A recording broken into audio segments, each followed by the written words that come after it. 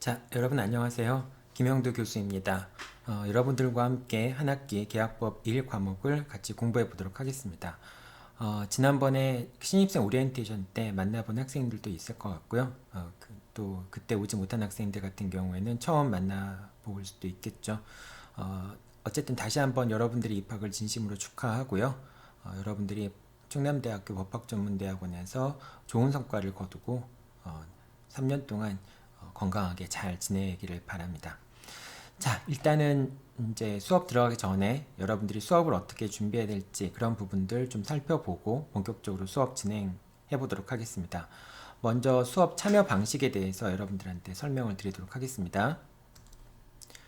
네, 먼저 여러분들은 이제 강의 계획서에 나와 있는 해당 진도 범위를 여러분 스스로 예습을 해야 됩니다. 여러분이 혼자 교과서를 여러 번 보는 게 중요하기 때문에 교과서를 보고 또 시간이 된다면 문제집까지 같이 보면서 여러분들이 해당 진도를 예습해야 됩니다. 그리고 그 진도를 예습한 다음에는 이제 출석시험 파일이 올라갈 텐데요. 그 출석시험 파일을 통해서 여러분들이 출석시험을 실시하고요. 그 다음에 그 강의 동영상 앞부분에 이제 그 출석 시험에 대한 정답을 확인할 수 있습니다. 그래서 정답을 확인해서 채점을 해서 과제 제출란이 있는데요. 그 과제 제출란에 여러분들이 과제를 제출하면 됩니다. 사이버 캠퍼스에 들어가 보면은 거기에 과제 제출란이 있습니다. 거기다가 여러분들이 일주 과제 이제 일주 출석 시험이라고 올라올 텐데요. 거기다가 여러분이 시험 봤던 출석 시험을 스캔하거나 또는 사진으로 찍어서 제출하면 됩니다. 이 출석 시험 점수는 뭐 점수에 반영이 되는 건 아니고요. 여러분들이 출석을 했는지 안 했는지, 수업에 참여했는지 안 했는지만 확인합니다. 그렇기 때문에 뭐 문제를 많이 틀렸다고 해서 점수가 깎이거나 그런 건 아니니까 여러분들이 그냥 부담 갖지 말고 출석 시험을 보면 됩니다. 그리고 이제 그 동영상 강의를 이제 여러분이 수강할 때는 수업 자료가 제공이 됩니다. 이 수업 자료는 여러분들이 예습할 때 참고할 수도 있고요. 그 다음에 동영상 들을 때도 그 수업 자료를 보고 여러분들이 동영상을 들으면 됩니다. 일단 이렇게 혼자서 예습이 끝난 다음에는 그 다음에 이제 강의 동영상을 통해서 이제 여러분들이 수업 내용을 다시 한번 전체적으로 정리하고 확인을 하게 됩니다. 이렇게 개인별로 수업 준비가 이제 완료가 된 경우에는 다음에는 수요일 날 우리가 원래 수요일 날 9시부터 12시까지가 이제 수업 시간이잖아요.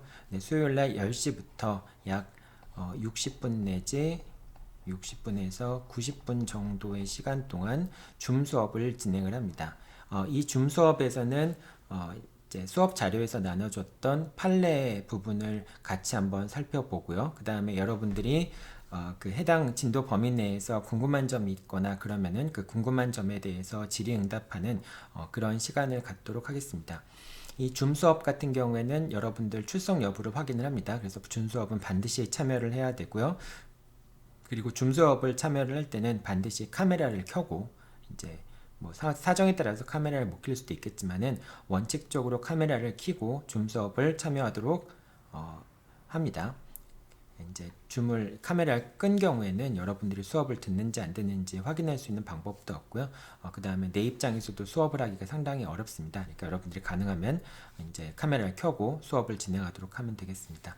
자, 이런 식으로 이제 매주 수업을 진행하게 될 겁니다. 여러분들이 아마 한두 주 정도만 해보면은 그냥 익숙하게 할 수 있을 겁니다. 자, 여기까지가 이제 그 수업 진행 방식에 대한 내용이고요. 또 여러분들 궁금한 거 있으면은 다음 주 줌 수업 때 그럴 때 또 여러 가지 질문을 해주면 되겠습니다. 자, 그리고 여러분들이 민법을 공부함에 있어서 몇 가지 유의해야 될 점 또는 기억하고 있어야 될 점에 대해서 한번 살펴보도록 하겠습니다. 먼저 첫 번째 여러분들한테 부탁하고 싶은 것은 처음 시작 단계에서는 너무 이해하려고 노력할 필요가 없다라고 하는 겁니다. 그러니까 법학이라고 하는 것이 상당히 어렵습니다. 여러분이 생각하는 것 이상으로 많은 내용을 담고 있고요. 그 다음에 공부할 분량들이 엄청나게 많습니다. 처음에는 여러분들이 교과서를 읽어봤을 때 우리말이기 때문에 어떤 읽히기는 할 거 아니에요. 그렇기 때문에 여러분들이 이해하려고 노력하지만은 그 법학의 그 각각의 문장들 같은 경우에는 그 용어가 담고 있는 내용들이 무궁무진합니다. 그러다 보니까 하나의 문장을 읽었다 그리고 이해했다라고 생각하지만은 사실상 그게 일상적인 용어로 이해하거나 그럴 수 없는 부분들이 많이 있습니다. 그만큼 이제 민법이라고 하는 과목, 법학 전반적으로 다 마찬가지인데요. 상당히 어렵습니다. 어렵기 때문에 여러분들이 단시간 내에 그 민법에 관련된 또는 법학에 관련된 내용들을 이해하려고 하면은 그건 불가능한 일입니다. 그러니까 불가능한 일을 자꾸 하려고 하다 보면은 오히려 지치기 쉽겠죠. 그래서 법학은 단시간 내에 이해할 수 있는 부분이 아니다. 이해할 수 있는 그런 학문이 아니다. 라고 생각을 하고 처음에는 여러분들이 너무 이해하려고 하기보다는 조금 법학이랑 친숙해지려고 노력하는, 그러니까 법학을 하는 사람들은 어떻게 사고를 하는지 또는 법학하는 사람들은 어떤 방식으로 대화를 하는지 이런 부분들을 여러분들이 알려고 좀 익숙해지려고 노력하는 그런 시간들이 필요하게 됩니다. 그러니까 처음에는 좀 공부 시간을 많이 늘리고 반복해서 계속적으로 이제 법학에 관련된 부분과 친숙해지려고 노력하는 게 중요합니다. 너무 이해하려고 노력하면은 오히려 답답하기 때문에 쉽게 지칠 수가 있어요. 그러니까 여러분들 민법은 특히 어렵다라고 생각하고 처음부터 이해가 안 되는 부분이 많다고 하더라도 시간이 지나서 열심히 반복해서 공부하다 보면은 나중에 이해하게 된다라고 생각하고서 공부를 하면 좋겠습니다.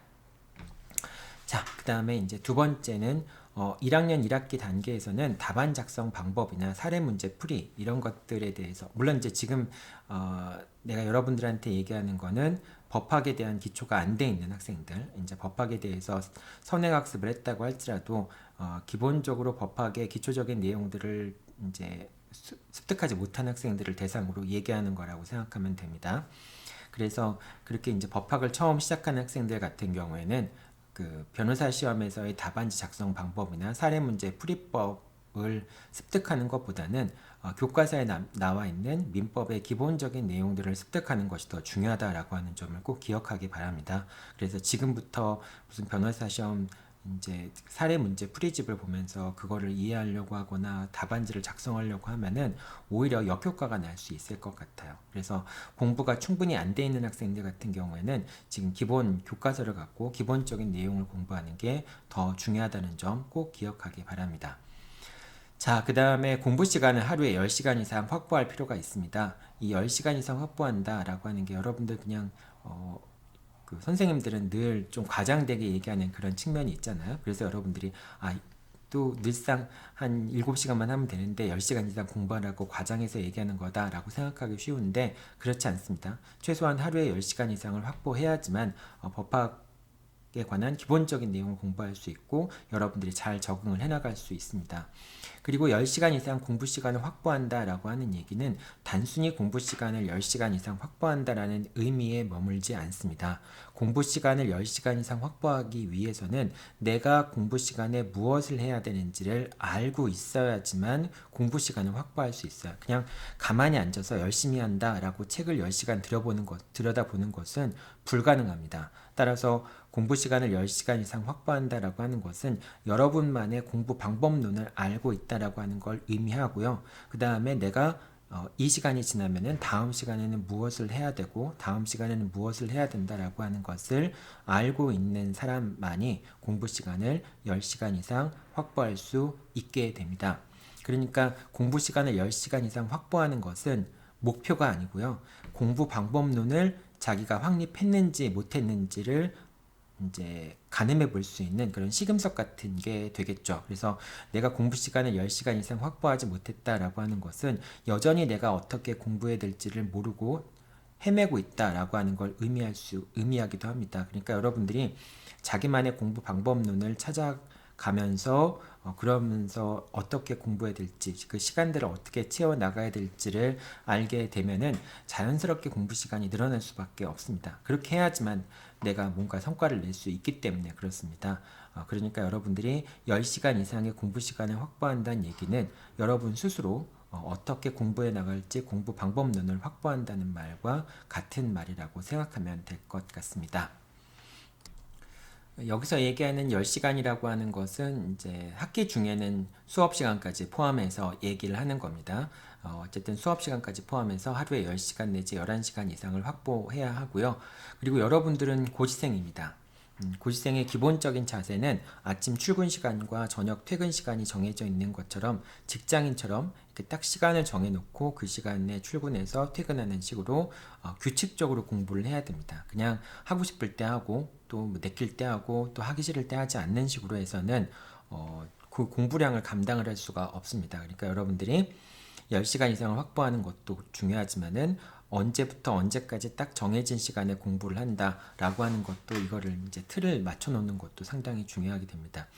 이것 역시 공부 방법론이 확보되지 않으면은 그렇게 틀에 맞게 행동하는 것이 쉽지가 않습니다. 그러니까 이제 어떤 자기만의 공부를 해야 되는 그런 방향이 확실히 서졌다라고 한다면은 그 시간들을 어떻게 배치해야 될 건지를 고민할 수밖에 없고요. 그러다 보면은 일단 정해져 있는 시간을 반복해서 매일 똑같은 일상으로 반복해야지만 그 시간을 확보할 수 있다라고 하는 걸 알게 됩니다. 그러니까 여러분들이 10시간 이상 공부 시간 확보하고 규칙적으로 공부 시간을 10시간 이상 확보하는 것을 이제 확보했다라고 한다면은 여러분 스스로의 공부 방법론을 어느 정도 습득했다라고 하는 거라고 생각할 수 있겠습니다. 자, 그 다음에 이제 다른 과목도 마찬가지인데요. 이제 여러분이 3년간 공부할 교과서를 확정하는 것이 상당히 중요합니다. 물론 이제 이 교과서 외에도 문제집이라든지 이제 객관식 문제집이라든지 사례 문제집도 중요하게 되겠죠. 이런 교과서를 확보를 해서 여러분들이 교과서를 옆에 두고 늘 그 교과서를 찾아보면서 어느 페이지에 어떤 내용이 있었다라고 하는 것 정도를 기억할 만큼 최소한 한 번에 여러분들이 여기쯤에는 이 내용이 있다라고 하는 것을 알 수 있을 정도로 그 교과서에 익숙해져야 됩니다. 3년 동안 익숙해지고요. 그 3년 동안 익숙해지는 마지막 그 이유는 마지막 순간 가서 여러분들이 3년 동안 익숙해져 있던 그 교과서의 내용을 마지막 1시간 정도에 전반적으로 볼 수 있고 확인할 수 있는 그런 정도가 되면은 여러분들이 교과서를 활용해서 3년 동안 잘 공부했다라고 얘기할 수 있겠죠. 그래서 그 마지막 순간에 전체적으로 정리되어 있는 교과서를 볼 수 있는 정리되어 있는 자료를 볼 수 있기 위해서 여러분들이 단권화를 해서 이제 그 교과서를 익숙하게 해야 됩니다.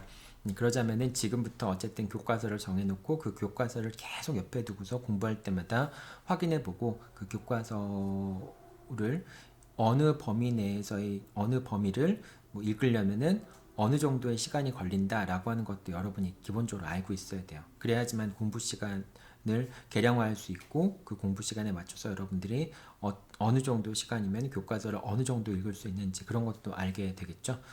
그래서 일단 교과서를 잘 확정해야 되고요. 근데 이제 여러분들이 아직은 처음이라 교과서를 제대로 확정하지 못하는 경우가 있겠죠. 나중에 이제 어떤 교과서가 나한테 맞는지 어떤 교과서를 택하는 것이 가장 효율적인지 잘 모를 수 있겠죠. 너무 고민하지 마세요. 이제 학생들 중에는 상당수 학생들이 한 1학년 지나서 교과서를 바꾸는 경우들도 있습니다. 해보니까 자기한테 맞는 건 이게 아니다라고 생각하고 다른 교과서를 선택하는 경우들도 있습니다. 그러니까 너무 그 교과서를 지금 바꿀 수 없는 것처럼 얘기는 했지만은 너무 부담을 갖지 말고요. 앞으로 이제 하다 보면은 한 번 정도는 교과서를 바꿀 수도 있어요. 너무 자주 바꾸면 안 됩니다. 그거는 이제 나의 주된 무기를 계속 바꾸는 거나 마찬가지이기 때문에 오히려 그 하나의 무기를 선택해서 계속해서 익숙해지는 게 좀 더 경쟁력이 있을 수 있겠죠. 그렇지만은 어쨌든 바꿀 수 있는 기회는 있는 거니까 여러분들이 지금 교과서를 너무 어떤 거를 완벽한 거를 선택하려고 너무 고민하기보다는 일단은 자기한테 제일 맞을 법한 그런 교과서를 선택을 하고 그 교과서를 지금부터 계속 익숙하게 하기 위해서 친숙하기 위해서 노력하는 그런 시간을 가졌으면 좋겠습니다. 자, 이 정도로 여러분들 수업 진행 방식과 여러분들이 민법을 공부함에 있어서 이제 주의해야 될 점에 대해서 전반적으로 설명을 했었습니다. 마지막으로 이제 여긴 안 나와 있지만 여러분들한테 꼭 부탁하고 싶은 얘기는 법학이라고 하는 것이 워낙 양이 많다 보니까 아무리 열심히 해도 표가 나진 않습니다. 그리고 이제 성과가 없는 것처럼 느껴지는 경우들이 많이 있습니다. 그러다 보니까 여러분들이 중간에 지치기 쉽고요. 실망하기 쉽습니다. 아무리 공부해도 잘 아는 것 같지도 않고 그리고 성적도 막 오르지 않고 모든 학생들이 다 열심히 공부를 하다 보니까 성적도 이제 올라가기가 쉽지가 않죠. 그러다 보니까 여러분들이 중간에서 지치는 경우들이 많이 있어요. 그리고 내가 지금 가는 길이 맞는 길인가 라는 부분에 대한 의문이 드는 경우들도 많이 있습니다. 일단 여러분들이 최선을 다해서 자신감을 잃지 않고 계속해서 반복해서 뭔가 공부해 나가고 그때그때 수업에 충실하게 따라가고 노력하다 보면은 어느 순간에 가면은 길이 보입니다. 그러니까 그 길이 보일 때까지 여러분들이 지치지 않고 그냥 가면 돼요. 여러분이 가는 길이 크게 벗어날 가능성은 많지 않습니다. 그러니까 아까도 얘기했지만은 뭐 단권에 대한 교과서를 열심히 공부하고 하루에 일정 부분 10시간 이상의 공부 시간을 확보하고 수업 열심히 따라가고 이렇게만 가주면은 여러분들이 그 크게 방향에서 어긋날 일은 없어요. 이제 사람마다 성과가 빨리 나오거나 조금 늦게 나오거나 그런 차이가 있을 수 있겠지만은 대부분의 경우는 성공적으로 안착을 하게 됩니다. 그러니까 여러분들이 길이 보이지 않는다고 또는 뭐가 뭔지 모르겠다고 이렇게 너무 고민하거나 그러지 말고요. 그냥 앞에 주어진 내 앞에 당장 주어진 일들을 그때그때마다 최선을 다해서 그냥 넘어가는 식으로 하루하루를 보냈으면 좋겠습니다. 이제 그러다 보면은 점차적으로 어떻게 공부해야 되는지 그런 것들이 이제 노하우가 쌓이게 되고 자신만의 공부 방법론을 찾아가게 되는 거거든요. 그러면서 점차 이제 공부 시간도 늘어나게 됩니다. 여러분들이 이제 당연히 그렇게 하게 됩니다. 대부분의 학생들은 그렇게 돼요. 그러니까 너무 고민하지 말고 또는 좌절하지 말고 여러분들이 그냥 뚜벅뚜벅 자기 앞에 놓여 있는 일들을 하나씩 처리해 나간다는 그런 심정으로 자신감을 갖고 계속 공부해 나가길 바랍니다. 물론 이렇게 얘기해도 보통 1학년 1학기나 1학년 2학기 때 과정에서 상당 부분 실망하는 학생들이 있을 겁니다. 그런 학생들이 많았으니까요. 그러니까 여러분들이 뭐 당연한 과정이라고 생각하고 혹시라도 그런 그러니까 슬럼프에 빠지거나 혹은 실망하는 그런 일이 있더라도 좀 금방 털고 일어나서 계속해서 여러분들 페이스에 맞춰서 시간을 이제 활용할 수 있는 그런 학생들이 되길 바랍니다. 자, 여기까지 이제 수업에 관련된 오리엔테이션 얘기 마치고요. 본격적으로 수업의 기본적인 수업 내용들 살펴보도록 하겠습니다. 네, 첫 번째 주에서는 수업 내용에서는 계약의 의의, 이제 계약법 1에서는 첫 번째 앞에 부분 계약 총론 부분에서는요, 계약이라는 것은 무엇인가, 그 다음에 뭐 계약에는 어떤 종류의 계약들이 있는가, 그리고 계약의 성립 과정은 어떤가, 뭐 그런 내용들 살펴보도록 하겠습니다. 먼저 첫 번째 계약이라고 하는 건 무엇인가라고 하는 건데요, 계약의 의의입니다. 계약은 일종의 법률행위입니다. 법률행위의 일종이고요. 법률행위는 이제 그 법률 요건이라고 얘기를 하죠. 법률 요건이라고 얘기를 하는데요. 청약과 승낙의 의사표시의 합치에 의해서 성립하게 됩니다. 그러니까 계약이라고 하는 것은 청약과 승낙이라고 하는 것이 합쳐져서 계약이라는 것이 성립하게 됩니다. 이제 계약은 법률행위의 일종이기 때문에 계약도 당연히 법률 요건이 되겠죠. 여러분들이 민법 총칙을 공부하면 나오겠지만은 법률 사실들이 이제 법률 요건을 구성을 하게 되고요. 법률 요건을 구성을 하게 되고, 그럼 법률 요건을 구성하게 되면 이것이 이제 법률 효과를 가져오게 됩니다. 자, 이렇게 법률 요건이 갖추어지면은 바로 법률 효과가 발생을 하게 되는데, 이 이제 법률 효과가 발생할 수 있는 그런 요건 자체, 이것을 이제 법률 요건이라고 얘기합니다. 이 이제 법률행위가 대표적인 법률 요건이 되겠죠. 그 외에도 이제 법률 요건 속에는 법률행위 말고 법률의 규정이라든지 이런 것들이 있겠죠. 근데 대표적으로 법률행위가 법률 요건에 해당합니다. 법률행위라고 하는 것은 그냥 통칭 개념이고요. 법률행위라고 하는 것은 이제 단독행위와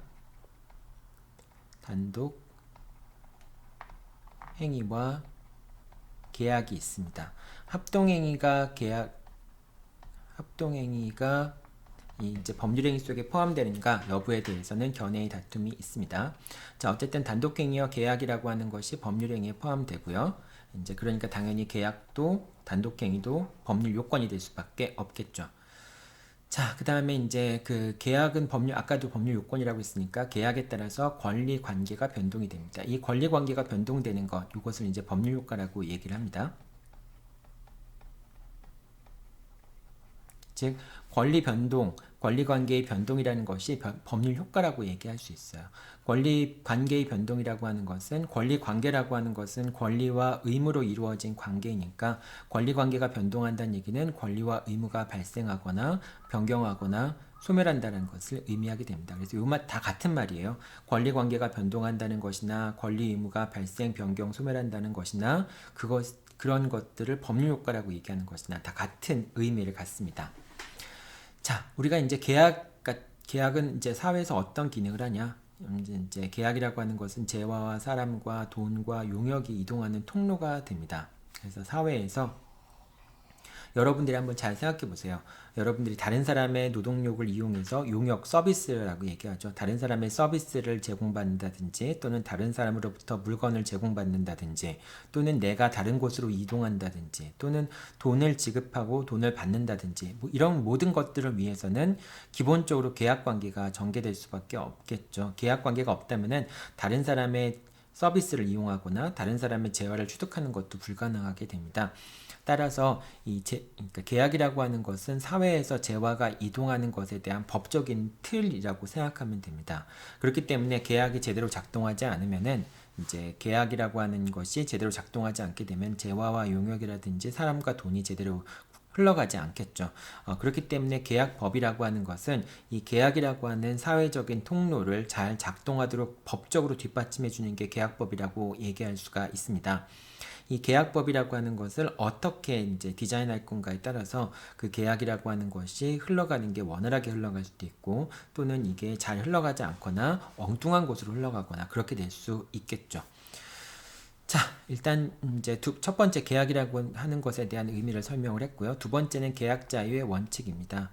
계약 자유 원칙이라고 하는 것은 계약을 자유롭게 체결할 수 있다라고 하는 것이죠. 자, 아까도 얘기했지만은 계약이라고 하는 것은 사회에서 재화와 용역과 사람과 돈이 흘러다니는 통로인 건데요. 이 흘러다니는 통로를 어떻게 만들 것인가 라고 하는 것에 대해서 북한처럼 이렇게 공산주의 사회 같은 경우에는 그 통로를 국가가 일방적으로 만든 다음에 그 안에서만 움직이도록 하죠.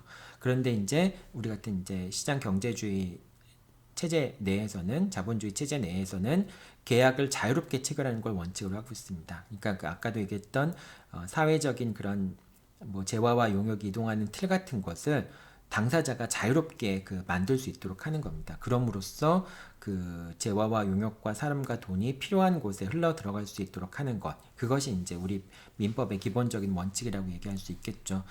계약자의 원칙이라고 얘기하는데요. 이 계약자의 원칙이라고 하는 것은 사적 자치라고 하는 원칙의 법률적인 표현입니다. 사적 자치라고 하는 것은 개인들이 개인들의 삶, 자유를 얘기하는 겁니다. 기본적으로 개인이 개인들의 삶을 스스로 규율해 나갈 수 있다라고 하는 원칙을 사적 자치의 원칙이라고 얘기하고요. 개인들이 개인들의 삶을 스스로 규율해 나갈 수 있는 경우에 개인들이 가장 행복해질 수 있고 사회의 부가 극대화될 수 있다라고 하는 그런 관점에서 이제 접근하는 것, 그것이 이제 사적 자치의 원칙이라고 얘기할 수 있습니다. 이런 사적 자치의 원칙이라고 하는 것의 법률적인 표현, 그러니까 법적으로 의미를 갖는 것이 결국은 법률행위 자유 원칙이라고 얘기할 수 있습니다. 그러니까 자기가 이제 자기의 그러니까 이제 관계들을 사회적으로 자신의 삶을 자기가 스스로 이제 결정해 나갈 수 있다라고 하는 것의 법률적인 표현이 그렇다면은 법률행위를 자유롭게 할 수 있다라고 하는 것을 의미를 합니다. 근데 이 법률행위라고 하는 것은 아까 뭐가 있다고 그랬죠?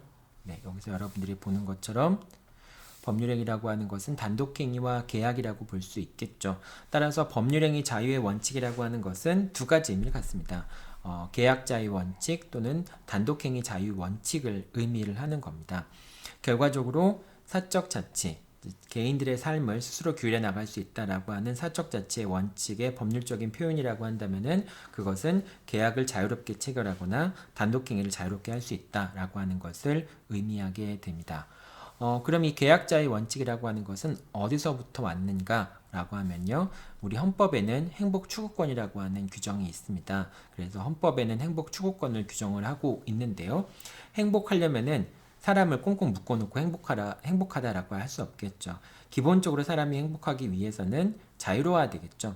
물론 어떤 것에 구속되는 것이 행복한 사람도 있겠지만 그거는 자신의 자유로운 의지에 따라서 구속되는 거니까 결국은 자유를 바탕으로 했을 때 자유를 바탕으로 어딘가 구속됐을 때 행복한 거지 자유가 전제되지 않는 그런 구속 같은 경우가 구속이 된다면은 그럼 사람이 행복할 수 없겠죠. 그렇기 때문에 행복 추구권의 기본적인 원칙은 일반적인 행동 자유권이 있어야 된다라고 얘기를 합니다. 그래서 헌법상의 기본권인 행복 추구권에서 일반적인 행동 자유권이 파생된다라고 얘기를 하고요. 개인이 자유롭게 행동할 수 있다. 행동 자유권이라고 하는 것은 사적인 영역에서 내 삶을 내 스스로 규율해 나가겠다라고 하는 사적 자치의 원칙이 파생된다라고 얘기할 수 있습니다. 그러면은 내 삶을 내가 스스로 규율해 나갈 수 있다라고 하는 것은 내가 가고 싶은 곳을 위해서 뭐 기차표를 끊을 수 있고 내가 먹고 싶은 음식을 위해서 뭐 음식점 이용 계약을 체결할 수 있고 내가 갖고 싶은 자동차를 사기 위해서 자동차 구매 계약을 체결할 수 있고 즉 내 삶을 내 스스로 규율해 나갈 수 있다라고 하는 것은 내가 어디 갈 것인가, 무엇을 얻을 것인가, 어떤 서비스를 받을 것인가를 자유롭게 결정할 수 있는 게 전제가 돼야 되겠죠.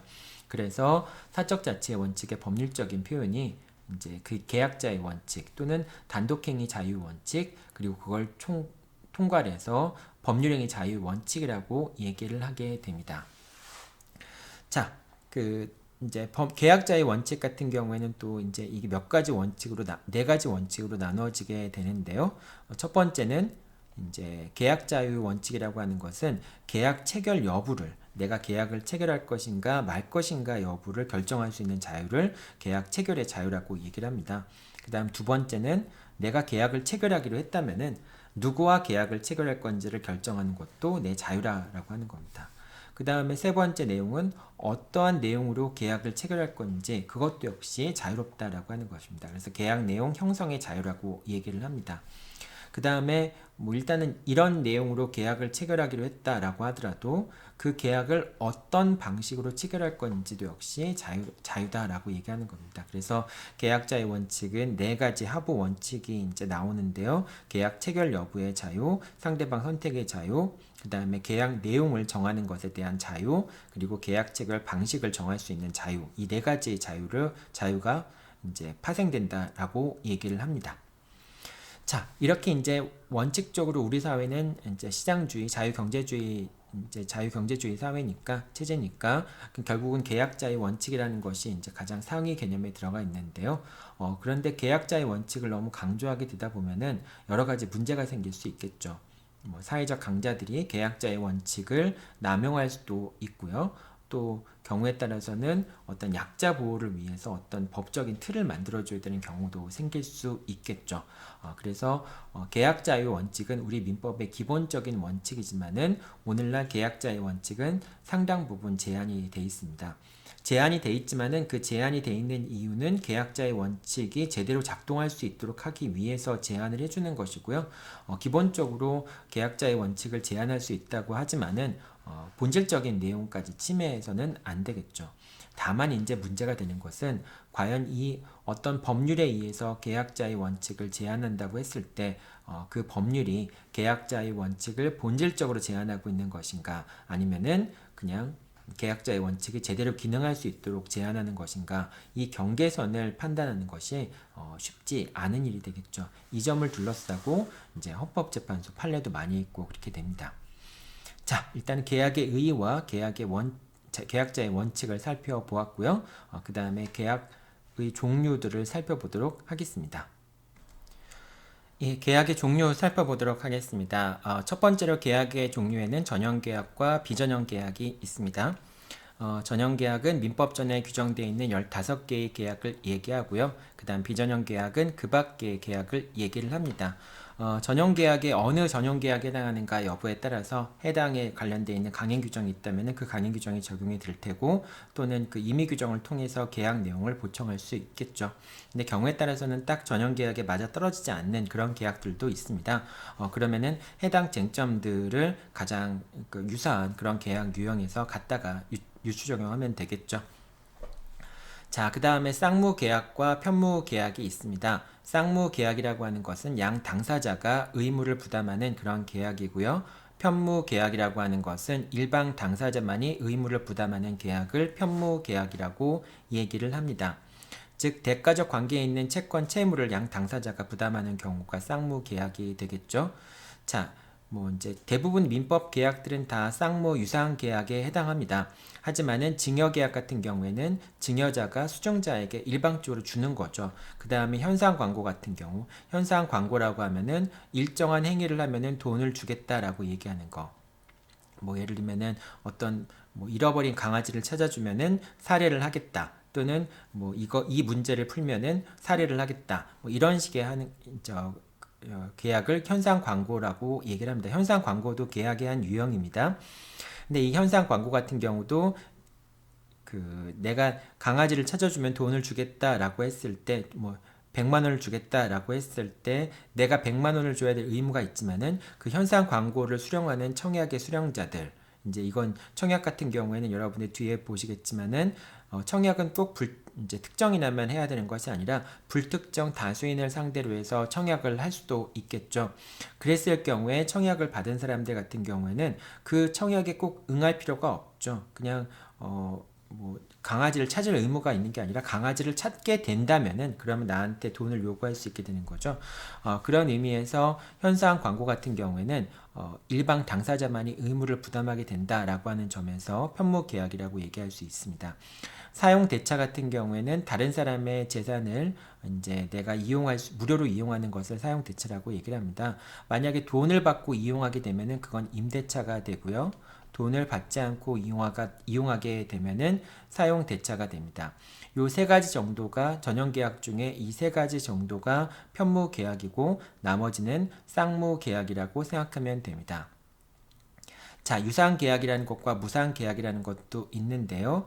계약 당사자가 서로 이제 대가적인 출연 내지 출제, 그러니까 상대방이 하는 것에 대한 대가를 지급하는 그런 계약을 유상계약이라고 하고, 대가를 지급하지 않는 계약을 무상계약이라고 얘기를 합니다. 대가를 지급한다는 얘기는 서로 이제 상대방에 대해서 나도 의무를 부담하지만은 상대방도 의무를 부담한다. 즉 상대방으로부터 받는 것에 대해서 나도 일정 부분 뭔가를 준다라고 하는 거니까 유상계약 같은 경우에는 대부분 다 쌍무계약에 해당할 가능성이 높고요. 그 다음에 무상계약 같은 경우에는 편무계약에 해당할 가능성이 높겠죠. 근데 여러분들 아까 위에서 설명했듯이 증여와 현상 광고와 사용 대차 같은 경우는 편무계약이라고 얘기를 했잖아요. 그렇기 때문에 이 세 가지가 무상계약에 해당할 가능성이 높겠죠. 그런데 이 중에서 그 현상 광고 같은 경우만 빼고 현상 광고를 제외한 증여계약이나 증여계약은 무상계약이죠. 내가 누군가한테 뭔가를 주겠다라고 얘기하는 것 자체는 대가를 받지 않고 하는 거죠. 그리고 남들한테 무료로 사용하게 해준다라고 하는 사용대차 계약 같은 경우에도 역시 대가를 받지 않는 거죠. 대가를 받으면 임대차 법리가 적용이 되니까 그런 것이죠. 그렇기 때문에 증여나 사용대차는 무상계약에 해당합니다. 그럼 현상 광고는 왜 편무계약인데 근데 이제 유상계약에 해당하는 거냐? 아까도 얘기했지만은 강아지를 찾아주면은 살해를 하겠다라고 하는 그런 현상 광고 계약 같은 경우에는 강아지를 찾아주는 행위가 있으면은 그럼 바로 계약이 성립되는 것이거든요.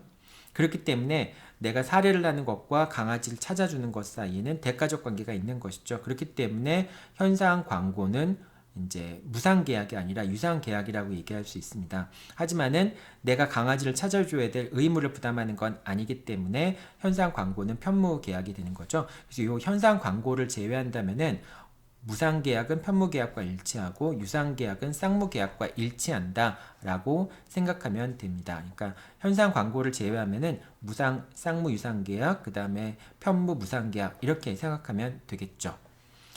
자, 그 다음에 또 계약은 낙성계약과 유물계약으로 구분해 볼 수 있습니다. 낙성계약이라고 하는 것은 당사자의 의사가 합치가 되면은 성립하는 계약을 이제 낙성계약이라고 얘기하고요. 유물계약이라고 하는 것은 실제로 급부가 이루어져야지만 성립하는 계약을 유물계약이라고 얘기를 합니다. 원래 이제 계약이라고 하는 것은 그냥 당사자의 의사가 합치되었다라고 하는 사실이 입증이 되면은 두 당사자의 의사가 합치되었다는 사실이 입증이 되면은 계약은 성립하는 게 원칙입니다. 근데 유물계약 같은 경우에는 두 당사자의 의사의 합치 이외에도 두 당사자의 의사가 합치하는 것 이외에도 플러스 실제로 급부가 이루어져야지만 급부가 실현돼야지만 계약이 성립하는 것, 이것을 이제 유물계약이라고 얘기를 합니다. 어떤 경우가 그러냐? 아까 현상 광고 같은 경우가 그렇죠. 이제 강아지를 찾아주면은 뭐 10만 원을 주겠다. 10만 원을 사례를 하겠다. 이렇게 이제 현상 광고를 냈을 경우에 만약에 갑이라는 사람이 그런 현상 광고를 냈는데 거기에 대해서 을이라는 사람이 강아지를 찾아 주었을 때, 강아지를 찾아서 갑한테 갖다 주었을 때 비로소 갑과 을 사이에 현상 광고라는 계약이 성립하게 되고요. 그럼 을은 갑한테 10만 원의 사례를 청구할 수 있는 권리를 취득하게 됩니다. 즉, 갑과 을 사이에 강아지를 찾아준다라고 하는 의사의 합치가 있어서 성립하는 것이 아니고요. 실제로 을이 강아지를 찾아주었을 때 급부가 이루어져야지만 그래야지만 현상 광고에 따라서 갑과 을 사이에 계약이 성립하는 것, 그런 의미에서 현상 광고는 유물계약이라고 얘기할 수 있습니다. 계약금 계약이라고 하는 것은 보통 이제 계약대금의 10%를 미리 지급하는 경우가 있잖아요. 이 계약금이라고 하는 것은 계약을 해지할 수 있는 해약금이라고 보통 추정이 됩니다. 해약금이라고 하는 것은 뭐 예를 들면 내가 계약금의 10%를 냈으면은 그 계약금을 받은 사람은 계약금을 포기하고 또는 계약금을 받은 사람은 계약금의 배액을 상대방한테 지급하고 또는 계약금을 지급한 사람은 계약금을 포기하고 계약을 해지할 수 있는 권리를 갖고 있다라고 얘기를 합니다. 그런 의미에서 계약금 계약은 해약금 계약으로 추정이 되는데요.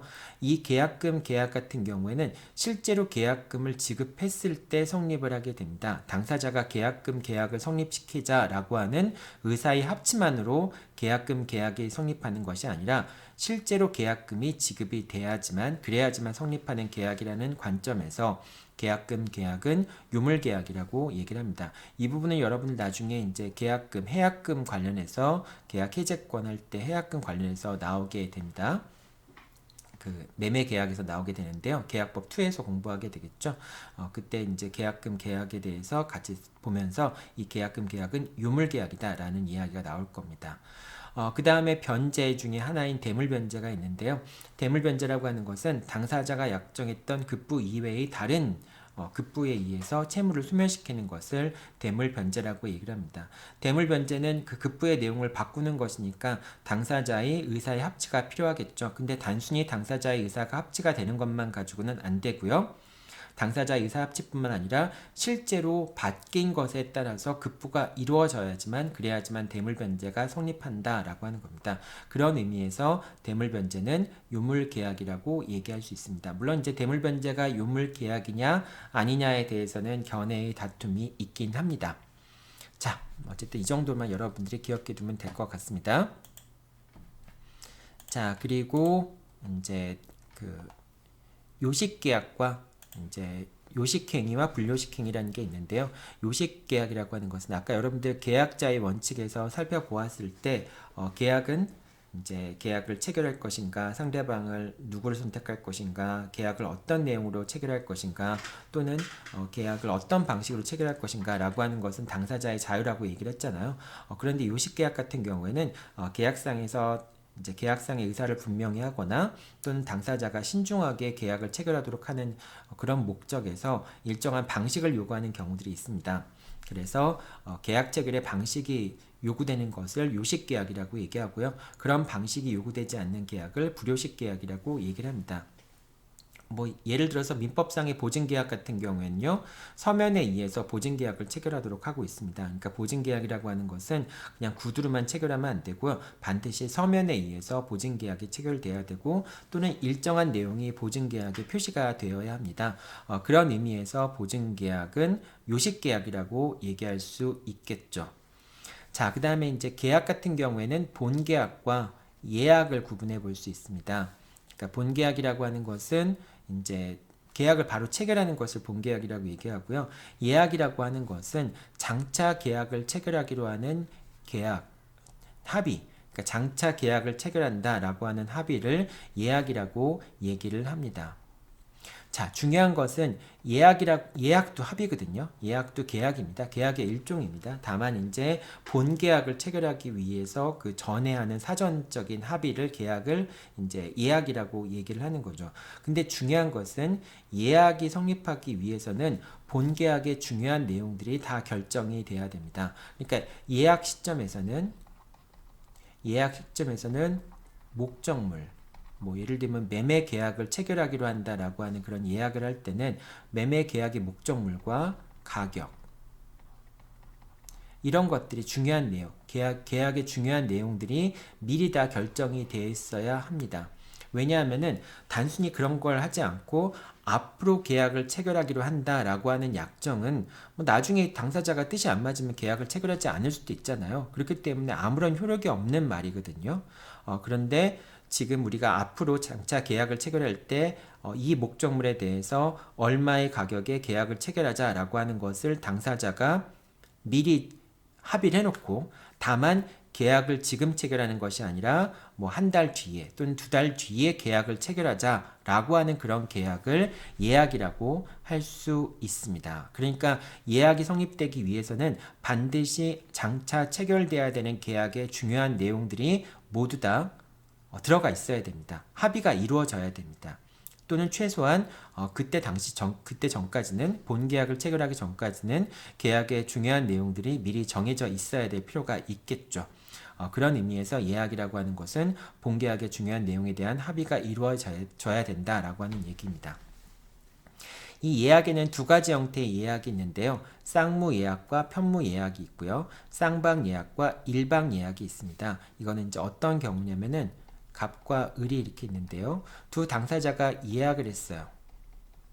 자, 예약을 했을 때 나중에 이제 본계약이 어떻게 성립하냐면은 쌍무 예약이나 편무 예약 같은 경우에는 갑이 을에게 계약을 체결하자라고 청약을 하게 되면은 을은 거기에 대해서 승낙해야 될 의무를 부담해야 돼요.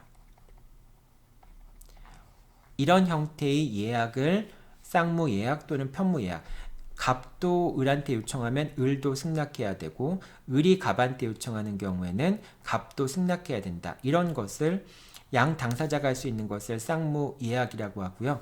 일방 당사자만이, 갑 또는 을만이 상대방에게 계약 청약을 했으면 상대방이 승낙해야 될 의무를 부담하는 그러한 예약을 편무 예약이라고 얘기를 합니다. 쌍무 예약이 되었든 편무 예약이 되었든 상대방은 이제 승낙해야 될 의무를 부담하는데요. 만약에 갑이 을한테 계약을 체결하자라고 청약을 했는데 상대방이 승낙을 하지 않으면 어떻게 될까요? 상대방은 승낙의 의사표시를 해야 될 의무를 부담함에도 불구하고 상대방이 승낙의 의사표시를 하지 않게 되면은 그런 의사표시에 가름하는 판결을 받아야 됩니다. 그래서 결국은 소송상 강제할 수밖에 없는 것이 되겠죠. 그래서 판결을 받아서 갑은 계약을 성립시킬 수가 있습니다. 반면에 쌍방 예약이나 일방 예약 같은 경우에는 갑과 을이 이제 계약을 하면서 예약을 했을 경우에 갑이 계약이 성립됐다라고 하는 걸 선언을 하게 되면은 이제 그걸 예약 완결권이라고 얘기를 합니다. 그러니까 예약된 계약을 본 계약으로 완결시키는 것을 예약 완결권이라고 생각하면 돼요.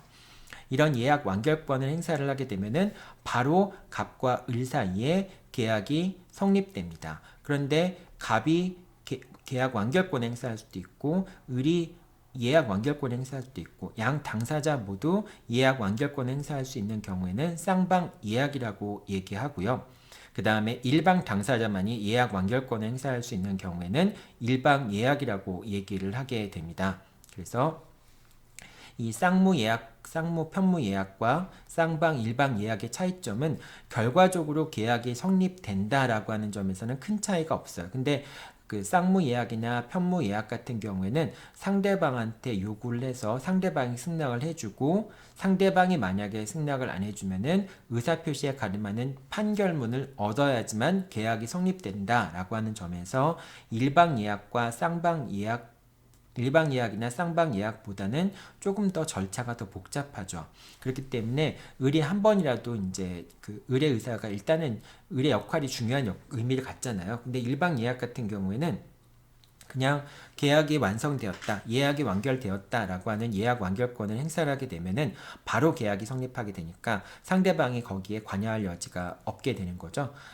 그래서 보통 두 가지 예약 형태가 있는데요. 흔히 활용되는 예약은 쌍방 예약이나 일방 예약, 그 중에서는 이제 보통 계약 당사자, 일방 당사자에게 계약의 성립을 일방적으로 선언할 수 있는 예약 완결권을 주는 형태의 일방 예약이 많이 존재를 하게 되죠.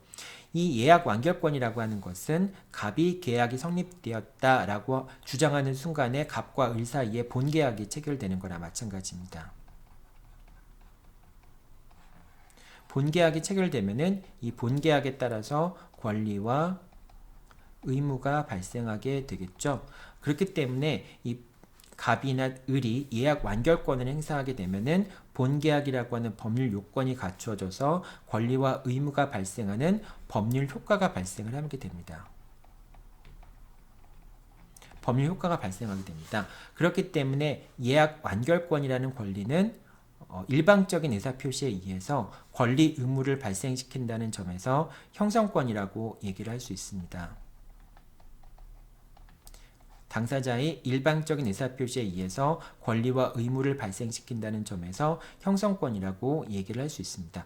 물론 예약 완결권이 발생하기 위해서는 갑과 을의 갑과 을 사이에 합의가 있어야 되겠죠. 합의가 있어야 되지만은 그 합의에 의해서 일단 갑이 예약 완결권을 취득했다면은 그 예약 완결권을 행사할 것인가 말 것인가는 갑의 의사에 달려 있는 것이고요.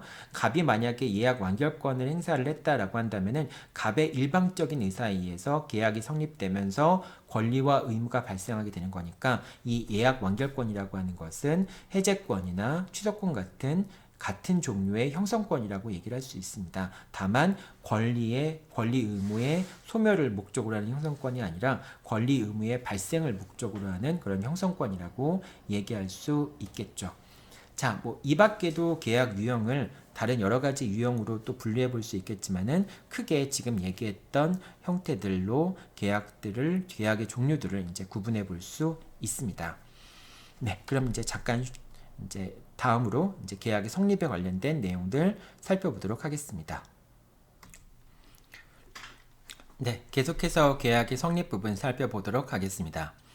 계약이 성립하기 위해서는 합의가 있어야 되겠죠. 즉 청약이라는 의사표시와 승낙이라는 의사표시가 서로 일치할 필요가 있습니다. 서로 일치하게 되면은 계약이 성립하게 됩니다. 물론 이제 이 청약과 승낙이라고 하는 것이 일치하기까지는 상당한 많은 협상 과정이 필요하겠죠. 갑과 을이 서로 간에 자기한테 유리한 형태의 제안을 하게 되고요. 그 제안을 상대방이 거절하면서 다시 또 수정 제안을 하게 되고 그러면서 다시 또 제안을 하게 되고 그런 식의 여러 번의 토론 과정을 거쳐서 결과적으로 갑과 을 사이에 이제 청약과 승낙이 최종적으로 합치되는 경우가 생기겠죠. 그 전까지 논의됐던 모든 사항들은 최종적인 청약과 승낙이라고 볼 수 있는 것에 다 압축되어 있다라고 볼 수 있겠죠. 어쨌든 청약과 승낙이 일치하게 되면은 그로써 합의가 되면서 계약이 성립하게 됩니다. 불합이라고 하는 것은 청약과 승낙이 일치하지 않은 상태를 불합이라고 얘기를 해요. 근데 이 불합의에는 당연히 청약과 승낙이 일치하지 않는 것을 당사자가 알고 있는 경우가 대부분이 되겠죠. 그런데 무의식적 불합의도 있습니다. 무의식적 불합이라고 하는 것은 청약과 승낙이 일치하지 않았음에도 불구하고 당사자들은 일치하였다고 생각하는 상태를 무의식적 불합이라고 얘기를 할 수 있습니다. 예를 들면 갑이라는 사람은 X라는 물건을 79만 원에 팔기로 했는데 을이라는 사람은 X라는 물건을 이제 97만 원에 사기로 했습니다. 근데 두 당사자 사이 의사가 다른 거죠. 그런데 갑은 97만 원에 사겠다고 청약을 했고 갑은 을에게 79만 잘못됐네요. 지금 파는 사람이 더 싸게 팔고 그러면 안 되겠죠. 두 가지를 바꿔야 되겠네요. 갑이란 사람은 더 싸게 팔고요. 갑이란 사람은 97만 원에 팔기로 했고 근데 을이란 사람은 79만 원에 사기로 했습니다. 그래서 을이 갑한테 79만 원에 사겠다라고 얘기를 했는데 갑은 을에게 좋다. 97만 원에 사겠다라고 서로 이제 못 알아듣는 상황에서 갑은 97만 원에 계약이 성립됐다고 보고 을은 79만 원에 계약이 성립됐다고 보는 이런 상태. 두 당사자의 의사가 일치하지 않고 있죠. 근데 이제 당사자들 사이에서는 서로 어떤 이유인지 모르겠지만은 자신의 의사대로 계약이 체결되었다라고 생각하는 상태를 무의식적 불합의 상태라고 얘기를 합니다. 자, 그런데 이제 이 무의식적 불합의 상태 말고 착오도 있는데요. 착오라고 하는 것은 여러분들 이 내용들은 좀 어렵습니다. 착오라고 하는 것은 의사와 표시가 불일치된 경우를 착오라고 얘기를 합니다. 그래서 그 착오 같은 경우는 뒤에서 나중에 이제 살펴보겠지만은 표의자가 이제 나중에 살펴보는 게 아니라 이제 민법 총칙에서 배우겠지만은 표의자가 불일치를 인식하지 못하는 경우를 착오라고 얘기를 합니다. 즉 의사표시를 한 당사자가 의사표시를 했는데 의사와 표시가 불일치한 내용에 대해서 자기가 스스로 알지 못하는 그것을 착오라고 얘기를 합니다. 자, 그런데 이제 갑이라는 사람의 의사 속에는 97만 원이라고 하는 의사가 있었고요. 그리고 을이라는 사람의 의사 속에는 79만 원이라고 하는 의사가 있었잖아요. 이것을 당사자가 서로 자기의 주장대로 계약이 성립됐다라고 생각하는 경우에는 무의식적 불합의가 됩니다.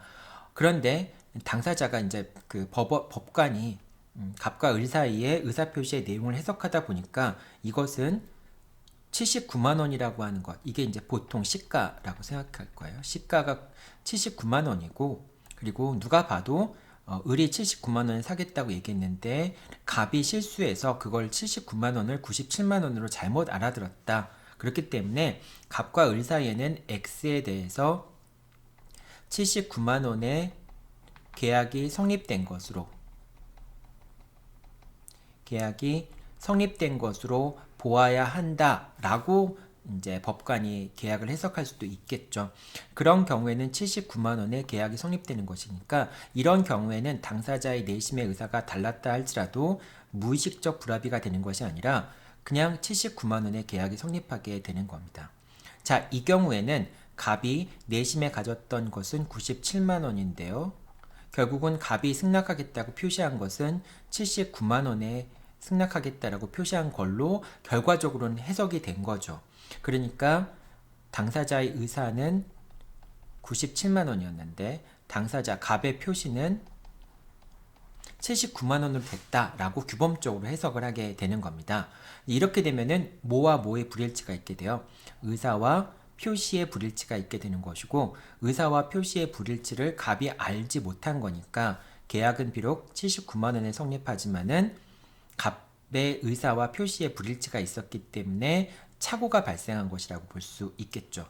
자, 그러니까 이 하나의 계약을 놓고 봤을 때 만약에 이제 법관이 법률행위 당사자 의사표시 내용을 확정을 해도 이것을 79만 원의 계약을 성립시킬 것인지 97만 원의 계약을 성립시킬 것인지 어느 한쪽으로 결론을 내릴 수가 없다면은 갑과 을 사이에는 계약이 불성립된 것이고요. 당사자의 의사표시가 일치하지 않았으니까.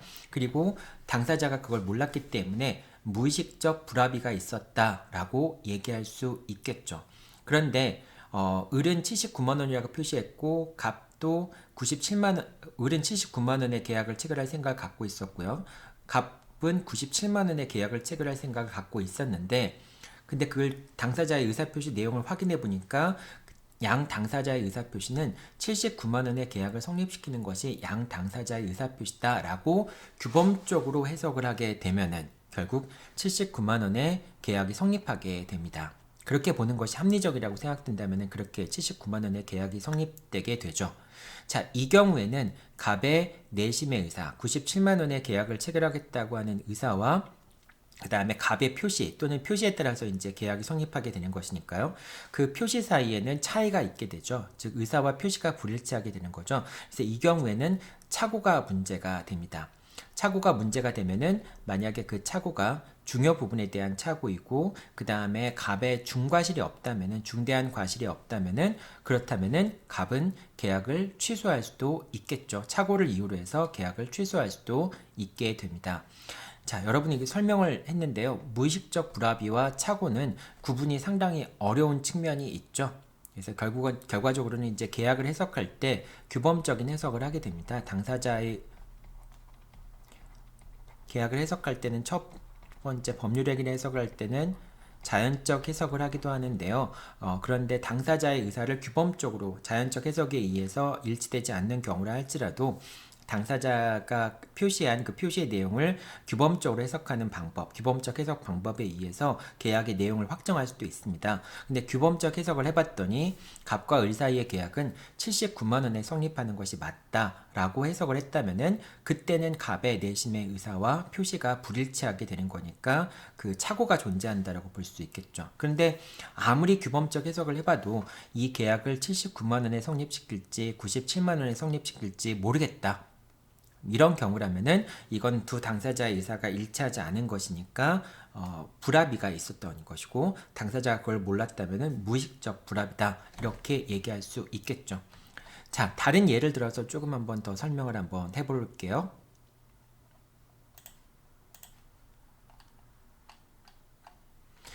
자, 여기서 이제 첫 번째 건데요.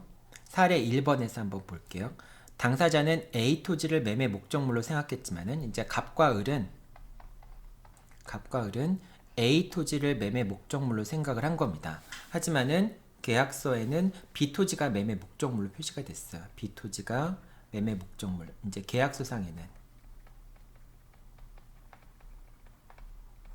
계약서상에 목적물로 표시가 됩니다. 자, 이랬을 경우에는 당사자의 내심의 의사, 그러니까 결과적으로는 이제 갑이란 사람의 내심의 의사에는 A라는 목적물의 계약을 체결한 걸로 또 B라는 사람의 내심의 의사 속에도 역시 A라는 것을에 대해서 계약을 성립시킨다라고 하는 내심의 의사가 있었는데 그런데 당사자의 의사가 표시된 게 B로 잘못 표시가 된 거죠.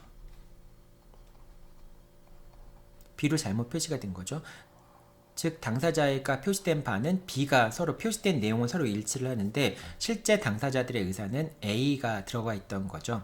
자, 이 경우에는 당사자의 진정한 의사가 일치했으니까 A에 따라서 계약이 성립한 것으로 인정해 주는 게 맞습니다. 이걸 이제 보통 자연적 해석이라고 얘기를 하고요. 오표시 무해의 원칙이라고도 이야기를 합니다. 이건 이제 민법 총칙 시간에 법률행위 해석 부분에 자연적 해석에 관련돼서 내용이 나오게 될 겁니다. 자, 이 경우에는 어쨌든 B가 토지 매매 목적으로 표시된 경우 이 경우에는 무의식적 불합의도 아니고요. 착오도 아니고요. 그냥 단순히 계약이 성립되는 겁니다. 어디에 대해서?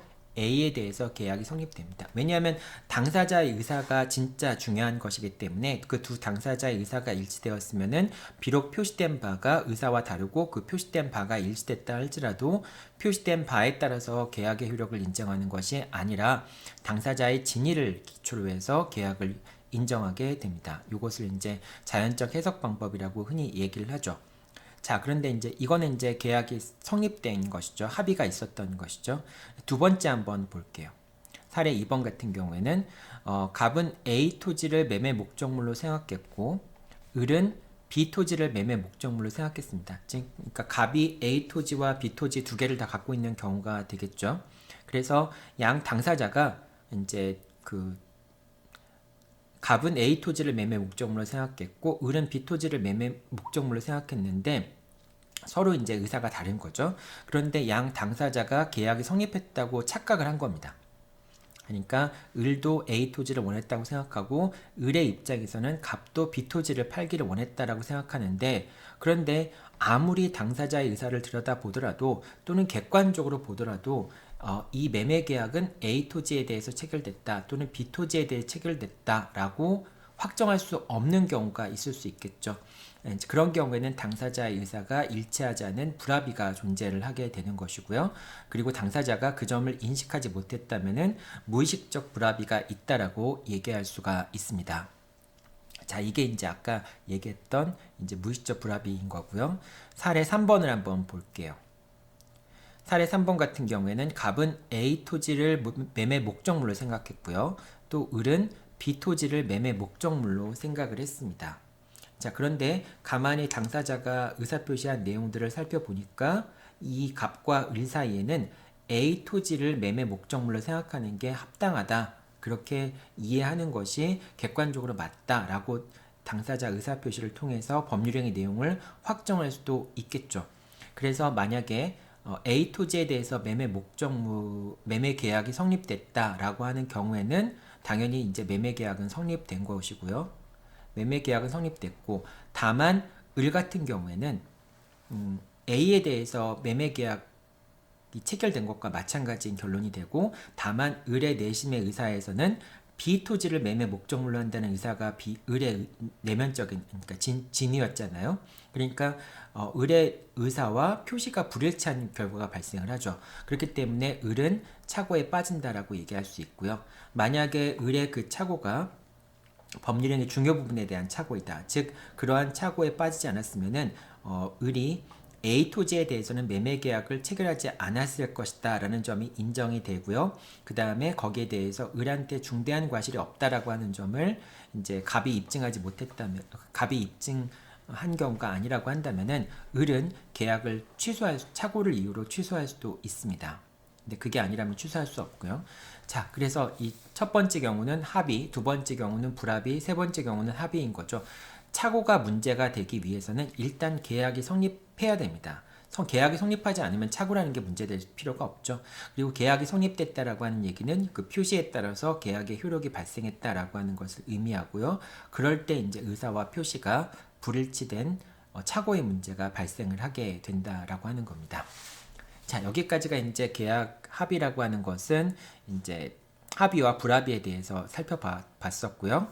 이제 그 합의를 구성하는 개개의 의사표시, 청약의 의사표시와 승낙의 의사표시에 대해서 살펴보도록 하겠습니다.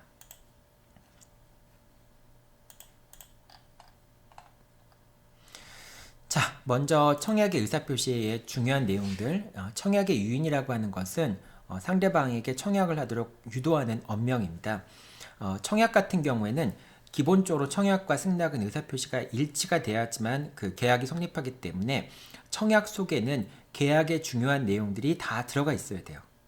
확정적으로 들어가 있어야 됩니다. 매매 목적물이 무엇인지, 매매 대금은 얼마인지, 계약의 중요 내용들이 다 포함되어 있어야 되고요. 그래서 상대방은 승낙만 하면은 바로 계약이 성립되는 그런 단계, 그런 것을 청약이라고 얘기할 수 있습니다. 그렇기 때문에 청약의 유인과 청약을 구분하는 가장 큰 기준은 계약에 대한 중요한 내용들이 다 포함되어 있었는가, 그래서 상대방이 승낙만 하면 바로 계약이 성립하는가, 그런 여부에 따라서 청약과 청약의 유인을 구분할 수 있습니다. 그래서 이제 계약의 중요한 내용들 같은 것이 다 들어가 있지 않다면은 그것은 청약의 유인에 해당하는 것이고요. 또는 계약을 상대방이 승낙만 하면 바로 계약의 체결될 정도로 청약의 계약의 중요한 내용들을 확정적으로 표시하고 있고, 그리고 상대방이 승낙만 하면은 바로 계약이 성립될 의사를 갖고서 그렇게 상대방한테 통지를 했다, 언명을 표시했다 라고 한다면은 그것은 청약이 될 가능성이 있죠. 그래서 아까도 얘기했지만은 청약에는 당연히 계약의 중요한 내용들, 계약의 기본적인 내용들이 모두 다 포함되어 있어야 되고요. 따라서 계약의 중요한 내용들이 포함되어 있지 않다면은 그것은 청약이라기보다는 청약의 유인으로 볼 가능성이 높은 것이죠. 자, 그 다음에 이제 이거는 시험 문제 자주 나오는 말인데요. 청약을 발송한 후에 표의자가 사망하거나 제한 능력자가 되더라도 뭐 이제 그 피성년 후견인이나 피한정 후견인이 되더라도 청약은 여전히 유효하다라고 하는 점도 꼭 기억해 둬야 되고요. 그리고 청약이라고 하는 것은 모든 의사표시는 기본적으로 상대방한테 도달해야 됩니다. 다만 이제 여기 여러분 나중에 뒤에서 보겠지만은 그 격지자 간의 계약 같은 경우에는 승낙의 통지를 발송한 때 계약이 성립되는 발신주의를 취하고 있죠. 근데 이거는 이제 계약의 성립 시기에 관련된 것이고요. 모든 의사표시는 상대방한테 도달해야지만 효력이 발생한다라고 하는 점에서, 그러니까 상대방한테 도달하지 않으면 효력이 발생하진 않습니다. 자, 따라서 청약 같은 경우도 기본 원칙으로 돌아와서 상대방에게 도달하기 전까지는 청약의 효력이 발생하지 않거든요. 만약에 청약이 효력을 발생하게 되면은 청약은 구속력을 갖기 때문에 그 승낙 기간 동안에는 청약자가 임의로 청약을 철회하거나 그럴 수 없습니다. 그런데 청약이 상대방에게 도달하기 전이라면은 그 전까지는 상대방이 이제 도달하지 않았으니까 청약의 의사표시가 청약의 구속력이 발생하지 않으니까 그 전에는 철회하는 것이 가능하다라고 하는 겁니다. 그리고 일단 청약이 상대방한테 도달하면은 그러면 이제 승낙 적격이라고 하는 것이 생깁니다. 즉 상대방은 승낙만 하면은 바로 계약이 성립하는 것이죠. 그 승낙 적격이라고 하는 것은 이제 상대방이 승낙만 하면 계약이 성립하는 것을 승낙 적격이라고 하고요. 청약은 승낙 기간 동안, 승낙 당사자가 정한 승낙 기간 동안 또는 상당한 기간 동안, 당사자가 승낙 기간을 정하지 않았으면은 상당한 기간 동안, 그 기간 동안에 승낙 적격을 갖게 됩니다. 그리고 이 기간 동안에는 청약은 구속력이 있기 때문에 당사자가 임의로 이 청약을 철회할 수 없게 됩니다. 이게 이제 청약에 관련된 기본적인 내용입니다. 그 다음에 이제 승낙의 의사표시인데요. 승낙의 의사표시 같은 경우에는 승낙 기간 내에 청약에 상응하는, 청약을 변경하면 안 되고요. 청약을 그대로 받아들일 것인가 말 것인가만 결정할 수 있는데 청약을 그대로 받아들인다라고 하는 승낙이 있게 되면은 바로 계약은 성립하게 됩니다. 만약에 그 승낙이라고 하는 것이 연착되었거나, 그러니까 이제 당사자가 승낙할 수 있는 그 기간을 벗어나서 청약 승낙에 도달했거나 또는 당사자가 변경을 가해서 승낙한 경우에, 뭐 예를 들면은 매매 대금을 100만 원이라고 얘기했지만은 90만 원으로 깎아주면은 계약을 체결하겠다, 이런 식으로 그 청약의 내용을 변경해서 승낙을 하는 경우에는, 그런 경우에는 승낙으로서의 효력은 없습니다. 다만 그러한 승낙은 새로운 청약에 해당한다라고 볼 수 있겠습니다. 아까도 얘기했지만은 100만 원에 청약을 했는데 그런데 상대방이 90만 원으로 깎아주면은 계약을 체결하겠다라고 승낙을 했을 경우에 그 승낙은 승낙으로서의 효력은 없지만은 새로운 청약 90만 원의 매매 계약을 체결하자라고 하는 새로운 청약이라고 볼 수 있다는 겁니다. 자, 연착된 그러니까 승낙 기간 내에 도달하지 못한 그런 승낙은 승낙으로서 효력이 없습니다. 다만 이제 어떤 우연한 사정에 의해서 통상적으로는 승낙 기간 내에 도달할 수 있게 승낙의 통지를 발송을 했는데, 그런데 이제 도달할 수 있었는데 근데 다른 사정에 의해서 승낙 기간을 벗어나서 승낙 기간이 지난 다음에 도달한 경우가 있을 수 있겠죠. 자, 이런 경우라면 어떤 문제가 발생할까요? 승낙자 같은 경우에는 자신의 의사표시가 승낙 기간 내에 도달했을 거라고 생각을 하고 계약이 성립했다라고 하는 전제 하에서 뭔가 준비를 할 수가 있겠죠. 이제 그런 문제가 생길 수 있기 때문에 상대방을 배려해서 청약자는 지체 없이 상대방에게 연착의 통지를 해야 될 의무를 부담합니다. 그러니까 통상적으로 금방 올 수 있는 건데 다른 우연한 사정에 의해서 늦게 도달한 경우에는 승낙자한테 연락을 해줘야 돼요. 야, 네 통지가 원래 올 수 있는 거지만은 그 기간 내에 오지 못했다. 그래서 계약이 성립되지 않았다 라고 하는 통지를 해줘야 됩니다. 만약 이 통지를 하지 않으면은 승낙 기간 내에 승낙의 의사표시가 도달한 것으로 됩니다. 즉 연착을 주장할 수 없어요. 승낙 기간을 지나서 도착했기 때문에 승낙으로서의 효력이 없다라고 하는 주장을 청약자가 할 수 없게 된다는 뜻입니다.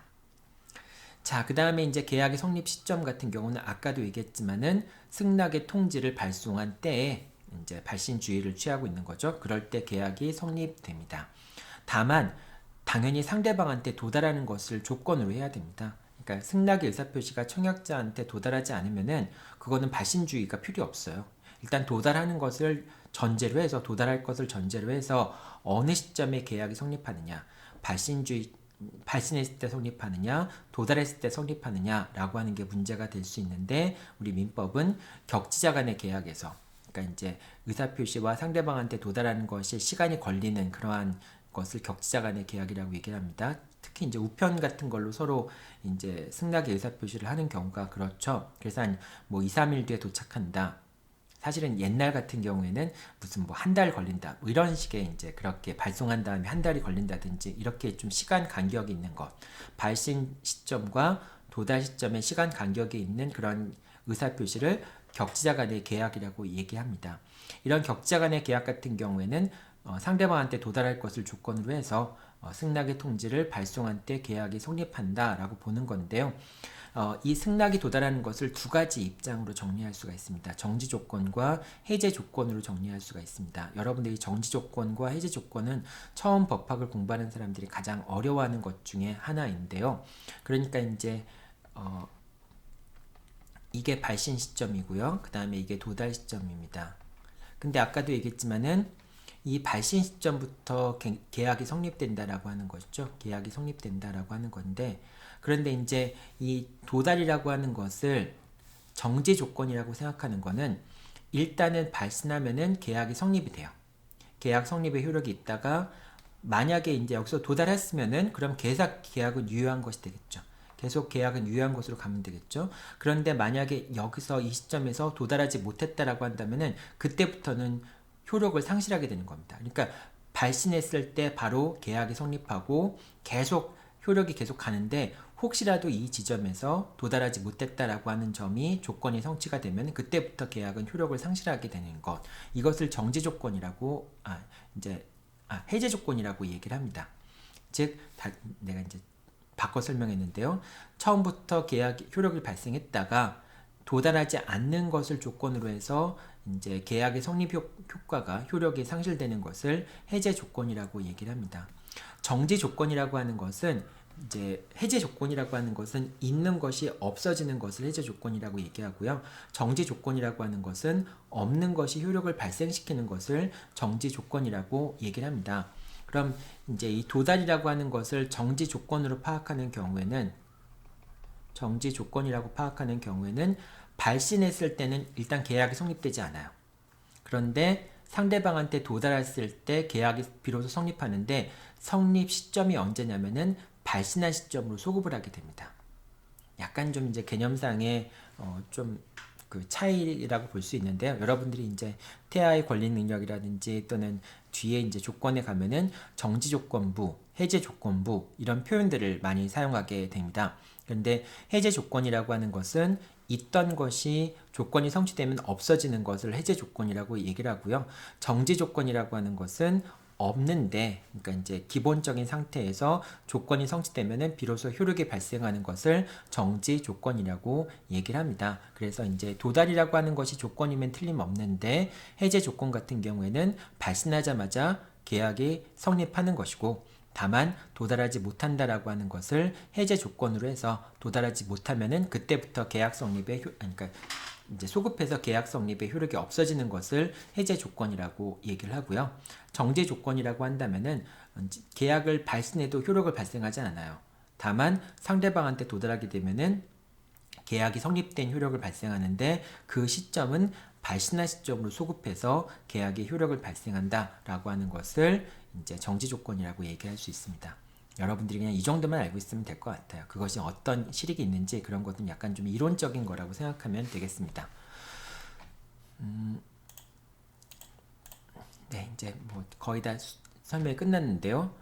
교차 청약이라고 하는 것은 양 당사자가 우연하게 동일한 청약의 내용들을 서로 이제 교환한 겁니다. 그러니까 당연히 그 우연하게 발송한 청약의 내용이 완전히 일치해야지만 교차 청약이 성립한 걸로 볼 수 있겠죠. 자, 이게 교차 청약이고요. 교차 청약 같은 경우에는 이거는 양 당사자의 청약이 서로 상대방한테 도달했을 때 비로소 계약이 성립하게 됩니다. 자, 그 다음에 의사 실현도 있는데요. 의사 실현이라고 하는 것은 그러니까 원래 의사 표시라고 하는 것은 청약의 의사표시도 승낙의 의사표시도 의사표시는 상대방한테 도달해야지만 그래야지만 의사표시로서의 효력이 있는 겁니다. 그런데 청약자가 당신 승낙의 의사표시를 나한테 할 필요 없어. 그리고 또는 관습에 의해서 승낙의 의사표시를 할 필요가 없는 경우에 그런 경우에 이제 의사실현에 의한 계약 성립이 문제가 됩니다.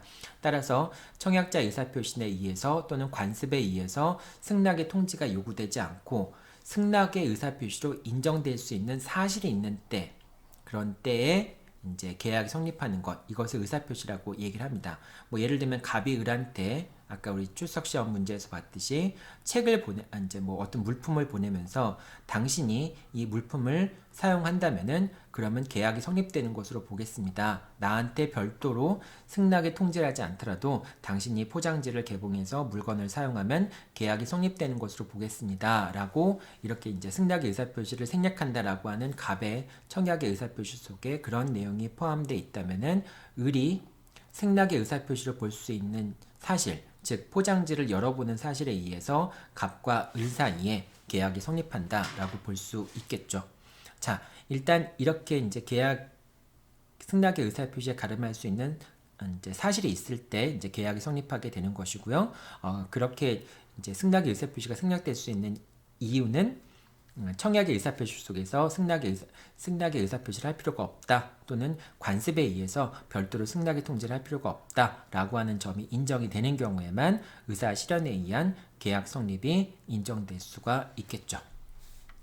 자, 그 다음에 사실적 계약관계론도 있는데요. 이건 여러분들 크게 이제 신경 안 써도 될 것 같습니다. 이제 한때는 의사표시 요소와 상관없이 그냥 당사자가 급부의 수령과 급부의 제공에 의해서만 계약이 성립된다. 그러니까 당사자 의사표시 없이 어떤 사실행위에 의해서만 계약이 성립된다라고 하는 그런 이론을 사실적 계약관계론이라고 얘기하고 있는데요. 요즘에는 거의 논의되지 않습니다. 당사자의 의사표시를 그렇게 이제 배제시킬 필요는 없다라고 생각하는 거죠. 독일에서 온 이제 이론인데요. 이런 이론 정도가 있다라고 하는 것만 여러분들이 기억해 두면 되겠습니다.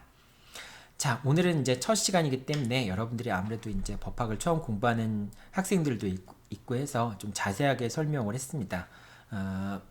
그리고 이제 지금은 아직은 이제 수업 내용들이 많지는 않죠. 이제 뒤로 가면 갈수록 수업 내용들이 좀 많아질 겁니다. 처음엔 여러분들이 좀 적응할 시간이 필요하기 때문에 초반부에서는 좀 수업 내용들을 너무 많이 하지 않고 조금 쉽게 설명을 좀 했습니다. 아마 법학을 공부했거나 그런 학생들 같은 경우에는 조금 지루했을 수도 있을 것 같아요. 근데 지금 우리 법전에 들어온 학생들은 이제 법학을 기본적으로 공부하거나 또는 뭐 더 깊게 공부한 친구들도 학생들도 있을 수 있지만은 법학에 대해서 전혀 준비가 안 돼 있는 상황에서 들어온 학생들도 있을 수 있습니다. 그렇기 때문에 일단은 여러분들이 법학에 대해서 초보자라고 하는 걸 전제로 해서 수업을 진행했으니까 이제 앞으로 근데 시간이 지남에 따라서 조금 내용들이 어려워질 겁니다. 그러니까 여러분들이 혹시 뭐 다양한 학생들이 있겠지만은 그러한 흐름을 좀 염두에 두고 수업을 들었으면 좋겠습니다. 네, 여러분들 수고 많았고요. 이제 다음 주 수요일 날 10시에 줌 수업에서 만나고 이제 거기서 또 여러분들 궁금한 점이라든지 수업에 관련된 내용들은 그때 다시 한번 얘기하도록 하겠습니다. 네, 여러분들 수고했습니다.